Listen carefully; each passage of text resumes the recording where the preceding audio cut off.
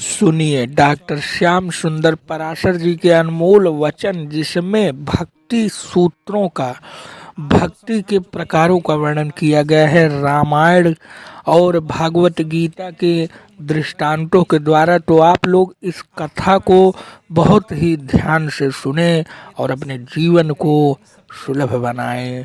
श्री राधे राधे। विशेष अर्थ है क्या, जो मूल अर्थ होना चाहिए, जो स्वामी गोस्वामी जी की जो उनकी भावना थी, जो वो कहना चाह रहे थे, या जो समुद्र कहना चाह रहे हैं, वो क्या कहना चाह रहे हैं और हम क्या समझ रहे हैं, तो आप वही समझाने की कृपा करें जो गोस्वामी जी कहना चाह रहे हैं। देखिए, जो वचन है वो समुद्र का वचन है जी। सुंदरकांड में कवि जब अपने विचार को व्यक्त करना चाहता है तो जो उसका काव्य है उसमें जो नायक है, नायक के मुख से कहलवाता है। बिल्कुल। राम जी ने जो कहा है वो कवि का सिद्धांत है, विचार है जी। अपना विचार रावण के मुंह से नहीं कहलवाएगा कोई कवि। बिल्कुल है जो खलनायक है उसके द्वारा अपना विचार कवि नहीं बताएगा। जी। आप किसी भी काव्य को पढ़ें तो उसमें सब प्रकार के वचन मिलेंगे। जी। सूपनखा अपनी बात कह रही है, जी। तो नारी का क्या स्वरूप होना चाहिए सूपनखा के मुंह से थोड़ी कहलवाएगा कवि। बिल्कुल। जो अहिल्या हैं और जो अनसुईया हैं ऐसी माताओं के मुख से कराएंगे। बिल्कुल। उसी प्रकार सबसे पहले संदर्भ पर विचार करना चाहिए। बिल्कुल। तो ये समुद्र कह रहा है, और वो भी कब कह रहा है, जब राम जी ने उस पर कोप किया। बिल्कुल। तो डरा हुआ शरण में आया है। तो पहले तो ये मूल बात ये नहीं भूलना चाहिए, ये समुद्र का वचन है। ढोल गमार शूद्र पशु नारी सकल ताड़ना के अधिकारी। जो बात कहने वाला व्यक्ति है गोस्वामी जी तो लिखने वाले हैं, पर कह कौन रहा है इस बात को, वो कहने वाले पात्र कौन है, समुद्र। अब समुद्र ने क्या कहा वो समझते हैं। हाँ। तो भयभीत होकर के समुद्र शरण में आता है और फिर वो कहता है, उसमें 5 नाम उसने जैसे लिए। अब बहुत से लोग कहते हैं इसमें प्रक्षिप्त है, मिलावट है, कोई क्षुद्र शूद्र की जगह क्षुद्र कर रहा है, कोई और शब्द भी कह रहे हैं। हम ये नहीं विवाद में नहीं जाते कि क्या मूल है। जो है प्रकाशित गीता प्रेस में वो हम उसी के आधार पर चर्चा करते हैं। ढोल गमार शूद्र पशु नारी 5 नाम है, और फिर कहा सकल ताड़ना के अधिकारी। इसमें सबसे पहली बात जो आपत्ति है वो ताड़ना पर है जी। सबसे ज्यादा आपत्ति ताड़ना शब्द है। ताड़ना का एक ही अर्थ जानते हैं, मारना, पीटना जी। यही ताड़ना का अर्थ किया जाता है। बस इसी कारण यह भ्रांति पैदा हो गई। बिल्कुल। जबकि काव्य का कौशल तब है जिसमें शब्द की गंभीरता हो और उसके अनेक अर्थ प्रकट हो रहे हो, वही काव्य कौशल है। बिल्कुल है? तो जैसे एक उदाहरण आपको पहले मैं दे दूं, चरण धरत चिंता करत चितवत चारेउ ओर, सुवर्ण को खोजत फिरत कब व्यभिचारी चोर। इस पंक्ति पर थोड़ा ध्यान देना। ये तो लक्षण बताए, चरण धरत माने पैर रखते हुए, चिंता करत चिंतन करता हुआ, चितवत चारों ओर चारों तरफ अपनी दृष्टि घुमाता रहता है जी। और सुवर्ण को खोजत फिरत, सब सुवर्ण को खोज रहे। कौन कौन? कवि, व्यभिचारी और चोर। 3 नाम लिए। अब तीनों में ये सारे लक्षण घटित होंगे। देखिए, कवि, कवि के अर्थ में लीजिए चरण धरत। कवि कहीं भी जाएगा पैर, चरण धरत माने चलते हुए जी। वो चलते फिरते चारों तरफ दृष्टि घुमाता है। शरण धरत चिंता करत माने चिंतन करता हुआ। बिल्कुल। वो हमेशा जो कवि होते हैं ना, वो शब्दों का चिंतन करते रहते हैं। चलते फिरते हर समय उसके मस्तिष्क में कोई ना कोई शब्द स्फुरित होता रहता है, कुछ ना कुछ शब्द बुनता रहता है, चुनता रहता है। चितवत चारों ओर, काव्य कहां से फूट पड़े। जैसे कि वाल्मीकि रामायण के रचयिता वाल्मीकि जी महाराज ने क्रौंच पक्षी को मरते हुए देखा एक व्याध के बाण से, तो उनका काव्य प्रकट हो गया है। तो उसी प्रकार से कवि चारों तरफ अपने काव्य का विषय ढूंढता रहता है। जहां उसने कोई चित्र देखा या किसी व्यक्ति का संवाद सुना तो उसके कोई शब्द पकड़ के उसी में से वह काव्य फूट पड़ता है। बिल्कुल इसलिए चितवत चारों ओर, वो चारों तरफ अपने शब्द और शब्द का विषय ढूंढता रहता है। ये तो कवि का लक्षण है। बिल्कुल। और कवि क्या ढूंढता है? सुवर्ण को खोजत फिरत। क्या खोजता है कवि? सुवर्ण। सुवर्ण माने सुंदर वर्ण, सुंदर शब्द। शब्द, शब्द वर्ण। वो कोई भी अच्छा शब्द उसको मस्तिष्क में आ जाता है, बोले क्या साहित्य, क्या क्या बढ़िया ये वर्ण है। तो वो सुवर्ण को खोजता है, माने सुंदर वर्ण को, शब्द को खोजता है। ये तो कवि के लक्षण हो गए। अब यही सारी बातें आप कवि के बाद व्यभिचारी में देखिए। बिल्कुल। जो व्यभिचारी लंपट पुरुष होते हैं वो भी चरण धरत चिंता करत, वो भी चिंता चिंतन करते हुए, और चितवत चारों ओर, उनकी भी चितवन चारों तरफ घूमती है। और सुवर्ण, यहाँ सुवर्ण माने काला पीरा जो वो रंग है ना, उसमें सुंदर वर्ण जो है, सुंदर रंग, यहाँ वर्ण का अर्थ रंग हो जाएगा जी। सुंदर माने सौंदर्य को व्यभिचारी पुरुष हमेशा सुंदर स्त्री का चिंतन करता हुआ चारों तरफ उसी को ताकता रहता है। ये व्यभिचारी के अर्थ में हो गया। और उस तीसरा है चोर। चोर की भी यही दृष्टि होती है। चरण धरत चिंता करत चितवत चारों ओर, किसकी जेब काटी जाए, कहां से माल उड़ाया जाए, वो भी चारों तरफ यही ताकता रहता है। पर वो ताकता क्या है? सुवर्ण, स्वर्ण। बिल्कुल। हाँ, किसकी चेन काटी जाए, किसी की अंगूठी हार कैसे लूटा जाए, वो चोर के अर्थ में हो जाएगा सुवर्ण। तो सुवर्ण शब्द वही है, परंतु कवि का सुवर्ण दूसरा है, चोर का सुवर्ण दूसरा है, व्यभिचारी का सुवर्ण दूसरा है। शब्द एक है पर तीनों के अर्थ में वो तीन अर्थ लेके प्रकट हो रहा है जी। ठीक इसी प्रकार से यहाँ जो ताड़ना शब्द है वो पांचों के अर्थ में अलग अलग है जी। सबसे पहला ढोल। ढोल आप बजा रहे हैं वाद्य यंत्रों में, और यदि वो बेसुरा बजेगा तो सुनने में भी आनंद नहीं आएगा और बजाने वाले को भी आनंद नहीं आएगा जी। और हर कोई जो भी जानकार संगीत का है वो टोकेगा कि क्या बेसुरा बजा रहे हो तुम।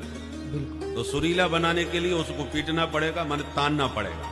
ताड़ना, ताड़ना का यहाँ अर्थ होगा तान करके, जैसे खींचते हैं ना, तबला मिलाओ या ढोल मिलाओ तो उसको खींच करके थोड़ा बहुत पीट करके भी देखा जाता है, हथौड़ा भी मारा जाता है कि ताकि बेसुरापन जहां हो वहां थोड़ी सी ताड़ना दो। बिल्कुल। और ताड़ने से फिर उस सुर में आ जाता है। और जब सुरीला होता है तो वाद्य की भी महिमा होती, प्रशंसा होती है, बजाने वाली की भी प्रशंसा होती है। उसी प्रकार कोई भी विद्यार्थी है यदि वो अशुद्ध बोल रहा है तो पढ़ाने वाले की भी निंदा होती है। कैसे गुरु के चेला हो, गुरुजी ने तुम्हें यही सिखाया है क्या? पर गुरुजी मार पीट के, समझा के, डांट के, मारने का अर्थ केवल पीटना ही नहीं होता, ताड़ना, शब्दों से भी डांटना, फटकारना, भय दिखाना। तो उनको मार पीट के, और पुराने गुरुजन तो बहुत मारते थे महाराज। बिल्कुल। हमारे दादाजी भी अध्यापक थे जिनकी मैं चर्चा कर रहा था जी। तो अभी मैंने तो दर्शन नहीं कर पाए थे उनके, पर उनके पढ़ाए हुए लोग हमको सुनाते थे। बोले हमको इतना मारते थे महाराज कि यदि गुरुजी आ रहे हैं तो हम डर के मारे उस गली से भाग जाते थे, सामने नहीं पड़ते थे कि गुरुजी महाराज आ रहे हैं। और विद्यार्थी ने यदि पाठ नहीं सुना पाया तो जैसे वो फटकार देते तो मलमूत्र छूट जाता था, और फिर भी वो छोड़ते नहीं थे। बोले जाओ स्नान करा के आओ, तो विद्यार्थी जाते थे, नहा के आते थे, फिर भी उनकी पिटाई होती थी। और घर भाग जाए डर के मारे ना आवे तो विद्यार्थियों को लेके घर ही पहुंच जाते थे। और माता पिता की हिम्मत नहीं जो गुरुजी आए हैं और बेटे को जाने से मना कर दे, पकड़ के घर से घसीट के लाते थे। और माता पिता यदि कहते, बहाना करते थे कि वो खेतों में गया है तो खेतों से उसे पकड़वा के लाते थे। और माता पिता को अलग से डांटते थे, तुम लोग मूर्ख हो, तुम तो गधे रह गए और बच्चे को भी गधा बनाना चाहते हो अपने जैसा। तो माता पिता भी डरते थे, उनकी हिम्मत नहीं जो गुरुजी से मना कर दे कि आपने हाथ कैसे उठाया। अब तो महाराज नेक भी शपथ लगा दो तो मीडिया में छा जाते हैं, गुरुजी खुद ही जी संकट में पड़ जाते हैं। तो परंतु मारने का तात्पर्य क्या है? गुरु कुम्हार शिष्य कुंभ है, गड़गड़ काटे खोट, अंतर हाथ सहाय दे, बाहर मारे चोट। वाह। जैसे कुम्हार घड़ा बनाता है परंतु टेढ़ा मेढ़ा यदि आकृति उसकी हो गई हो तो मार्केट में उसकी वैल्यू नहीं होगी। तो कुम्हार क्या करता है? भीतर से हाथ लगा लेता है, ऊपर से थापी मारता है जी। और थापी धीरे धीरे थापी क्यों मार रहे हो? बोले इसकी खोट निकालनी है, इसको सुधारना है, जो टेढ़ा मेढ़ा हो रहा है। तो हाथ क्यों लगा रखा है? बोले हाथ इसलिए लगाया कहीं फूट ना जाए। तो दोनों का बैलेंस बनाना है, फूटने देना नहीं है और खोट रहना नहीं है। ऐसे पिटाई खूब करो ताकि उसके जीवन का दुर्गुण सब दूर हो जाए और उसका समाज में एक सम्मान, पढ़ लिख करके विद्वान बन करके जाए। ये तो मारने का उद्देश्य है। परंतु प्यार भी करते थे, समय समय पर उसको दुलार भी इतना देते थे ताकि वो भाग ही ना जाए या कोई गलत कदम ना उठावे। तो पुराने जो विद्यार्थी हैं वो 2-2, 4-4 क्लास भी पढ़े होते थे, उनके गणित कंठस्थ होते थे। बिल्कुल ढैया 1.5 गुना इस तरीके से गणित पढ़ाया जाता था। अब तो महाराज कंप्यूटर के माध्यम से, कैलकुलेटर के माध्यम से लोग लगा लेते हैं, मस्तिष्क की विद्या गई। तो कहने का तात्पर्य है कि गुरुजन का उद्देश्य कोई उससे शत्रुता निभाना थोड़ी है कि बच्चे उनके दुश्मन थोड़ी होते हैं, परंतु उनको उद्देश्य यह था कि मेरा विद्यार्थी जहां भी जाए वहां अच्छा जाए। कि किस गुरु का चेला है।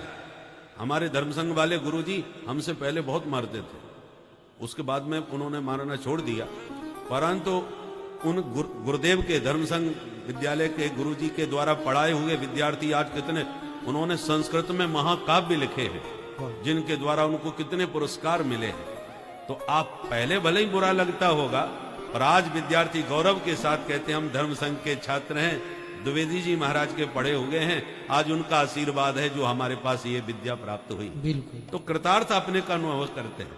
तो ढोल का भी, उस ढोल को जोर से मारोगे फूट जाएगा, परंतु यदि बिल्कुल तान के नहीं रहोगे तो बेसुरा रह जाएगा।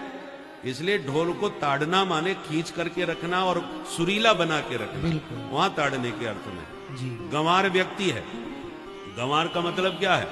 पढ़ा लिखा तो है नहीं और उद्दंड भी है, बिल्कुल है? तो कुछ भी कर सकता है। गंवार व्यक्ति पर आपने दृष्टि नहीं रखी और वो आपके पास है, तो आपके किस महत्वपूर्ण व्यक्ति से क्या व्यवहार कर जाए कोई ठिकाना नहीं, और वो व्यवहार आपका माना जाएगा। बिल्कुल है कि देखो महाराज जी ऐसे ऐसे मूर्खों को रख रखा है। संगत के जो साथ के लोग हैं उन्हीं से आपकी छवि बनती है और वो छवि बिगाड़ भी सकते हैं।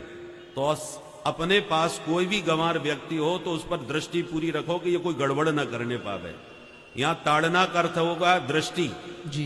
कहते ना ये बड़ा ताड़ता रहता है हमको, तो यहाँ ताड़ना का मतलब देखना। तो गंवार पर हमेशा दृष्टि रखो, नहीं तो वो कोई कुछ भी कांड कर सकता है। इसलिए ढोल और गंवार और शूद्र पशु नारी। तो शूद्र का मतलब यहाँ पर क्या है? जो सेवक है जी। सेवक को कौन सा काम कैसे करना चाहिए शिक्षा की दृष्टि से। दास जो हैं, जो सेवक हैं, सेवक को श्रमजीवी, सेवक को ही शूद्र कहा जाता है। तो जो सेवा कर रहा हो, सेवक को सेवक का ज्ञान, सेवा करने का ज्ञान ना हो तो कुछ का कुछ कर बैठेगा। बिल्कुल। स्वामी की सेवा कैसे करनी चाहिए ये सेवक को पूरा विवेक होना चाहिए, जो स्वामी ही शिक्षा दे के समझाते हैं। तो यहां ताड़ना का अर्थ होगा शिक्षा देना। सेवक को इतना शिक्षित करो, नहीं तो ऐसी बहुत से उदाहरण हैं। बिल्कुल। राम जी ने गुरु जी के चरण दबाए, तो दोनों भैया चरण दबा रहे हैं और गुरु जी ने कहा कि राघव जाओ आराम करो, फिर भी गुरु जी की बात नहीं मानी, चरण दबाते रहे। तो बार बार मुनि आज्ञा दीनी, तब रघुवर जाए शयन तब कीनी। मतलब एक बार चरण दबाते समय गुरु जी ने कहा बस रहने दो, और गुरु चेला तुरंत छोड़ के भग लिया। ऐसे नहीं, वैसे तो गुरु की आज्ञा का पालन करना चाहिए, पर सेवा की जो आज्ञा है उसमें पूरे अपने मन। जैसे एक उदाहरण है ना कि चेला चरण दबा रहा था, बहुत देर हो गई तो उसको लगा गुरुजी सो गए, तो वो धीरे से उठ लिया। सोई गुरुजी ने तुरंत आंख खोल के कहा तो बेटा तुम्हारा क्या नाम है? बोले राम प्रसाद। कितने भैया हो? बोले 4। और इतने में गुरुजी फिर सो गए। 1 घंटे बाद चेला को लगा कि गुरुजी सो गए, तो धीरे उठ के चलने लगा। फिर बोला हाँ बेटा कितने भाई थे? बोले गुरुजी 4।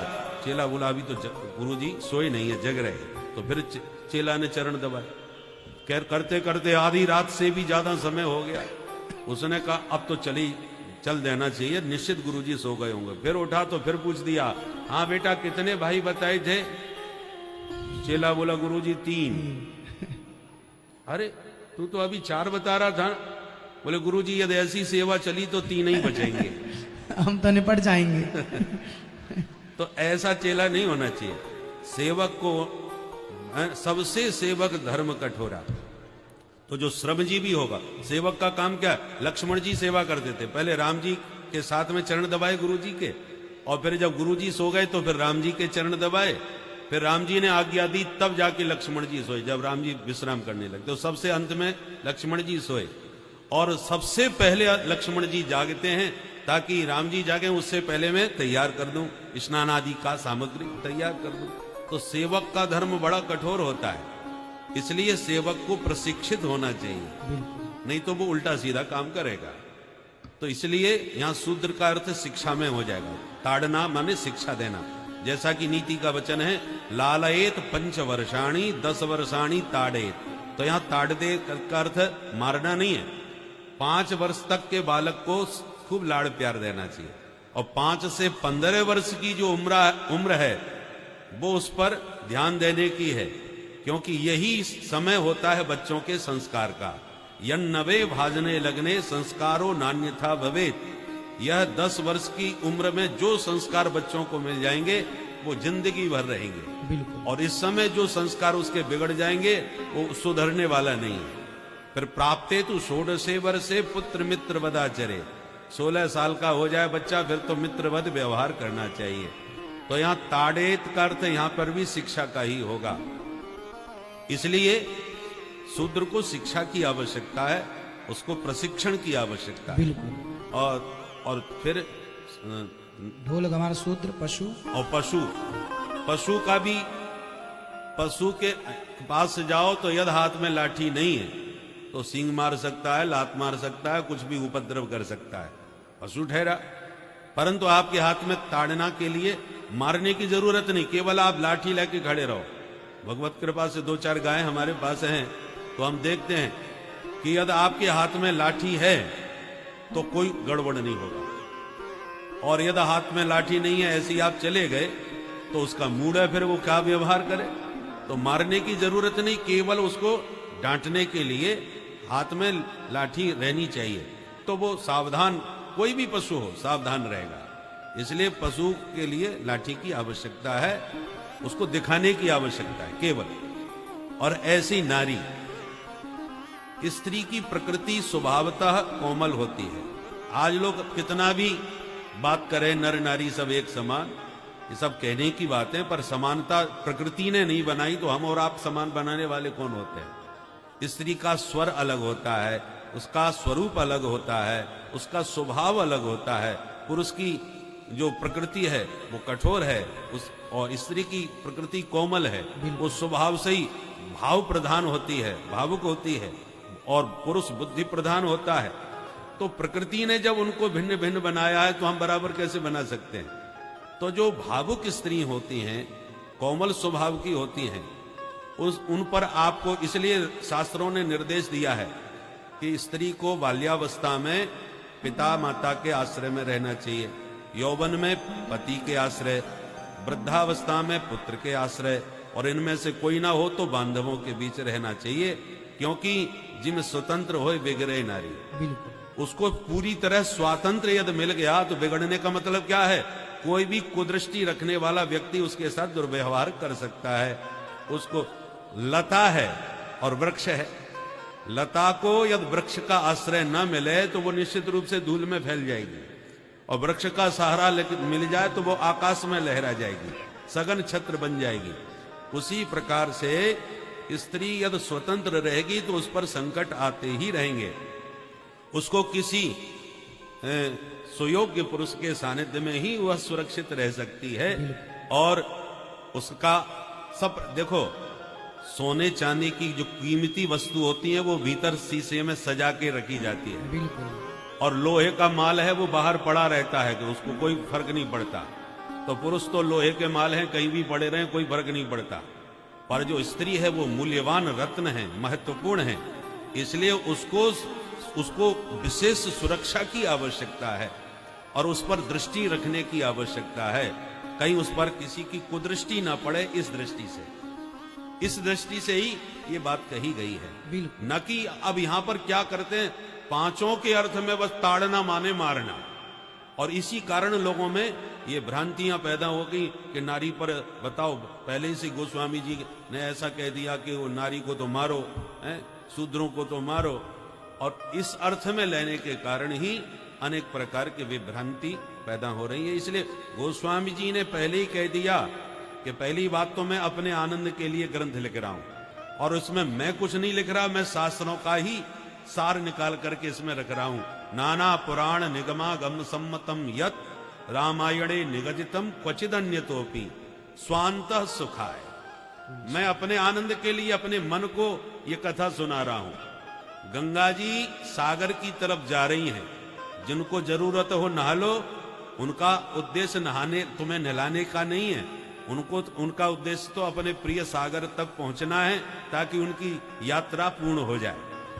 तो अपनी यात्रा की पूर्णता तो सागर में समाने पर ही गंगा जी की होगी। जिसको गरज पड़े नहा लो, जिसको कल्याण करना है कर लो। उसी प्रकार गोस्वामी जी ने तो गोविंद के, राघवेंद्र के गुण गाए हैं अपने प्रभु को रिझाने के लिए और अपने मन को इस मान सरोवर में स्नान करा के शुद्ध करने के लिए। अब जिसको अपना मन शुद्ध करना है कर लो, जिसको नहाना है नहा लो, और नहीं मानना है तो गंगा जी के तट पर भी लोग बिना नहाए लौटे आते हैं। बिल्कुल, जिसको पढ़ना है पढ़े, नहीं पढ़ना नहीं पढ़े। स्वामी जी ने कितनी अच्छी बात कही।